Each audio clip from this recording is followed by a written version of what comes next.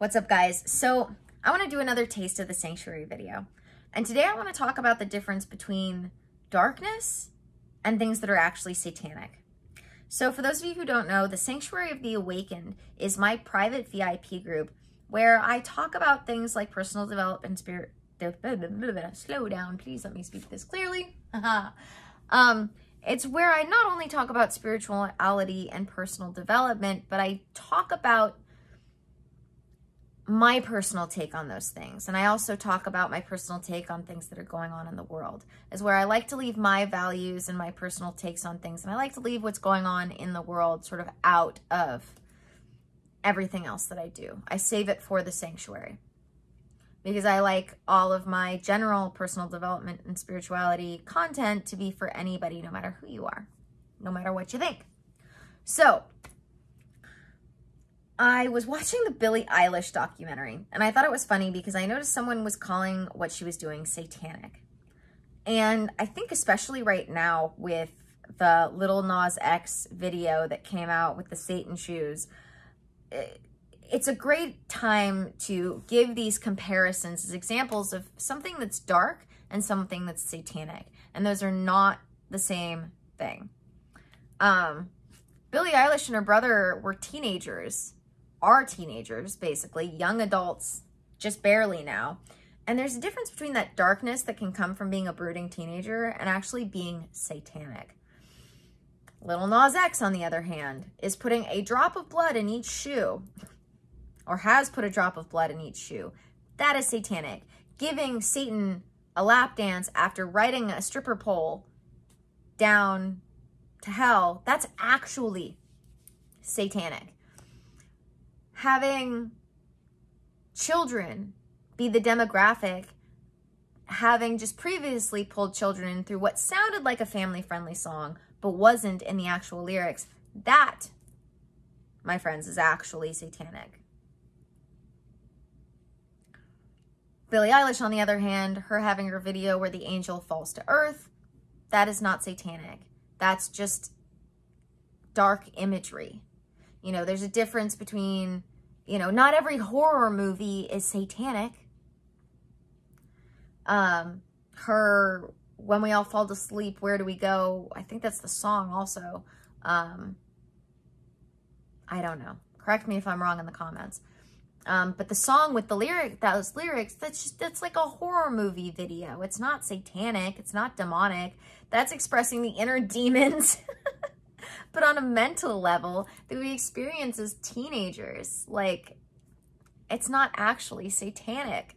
It's just, we have inner gremlins that some people like to express through imagery. That's not satanic. It's teenage angst.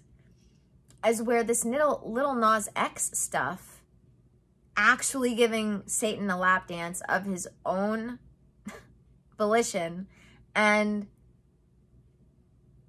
having no concern for the fact that he has made his audience children, primarily children. No regard for that whatsoever.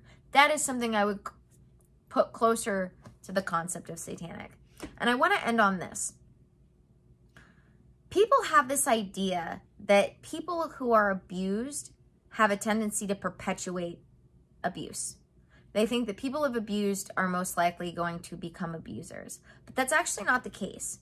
It's a 2/3 to 1/3 ratio, as far as I can tell, in the studies, where people who have been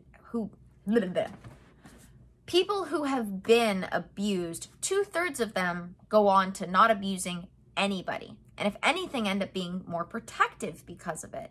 Treat their loved ones better. Try to protect their loved ones, is where only apparently about 1/3 of the people who get abused go on to potentially abuse others. So I just want to put this perspective as a perspective check out there. Just because it's shadowed in darkness doesn't mean it's bad. And just because it's out in the light doesn't mean it's good. Because what this means is that we've got people perpetuating their inner power struggles by abusing people because they realized that they could get this taste of power and control by quite literally controlling somebody else and abusing somebody else. But they weren't abused first. Whether it's because they didn't get enough attention, who knows? But these people who are perpetuating this actual bad behavior, it's not necessarily because it was done to them first. And of the people who have been abused, 2/3 of them, on average, go off to not abuse anyone else. So that means we have these people who no one would expect. I mean, these things are being uncovered more and more every day, but no one would expect that they're the bad guy. And they're the ones perpetuating abuse. So just keep in mind, not everything that's perceived as dark is satanic. And not everything that looks like it's walking in the light is good. We should know this by now. So, yeah, just keep your eye open. Keep your eye open. Keep an eye out. Keep your eyes open. Keep an eye out. Because more and more, the bad guys are getting exposed. And we can't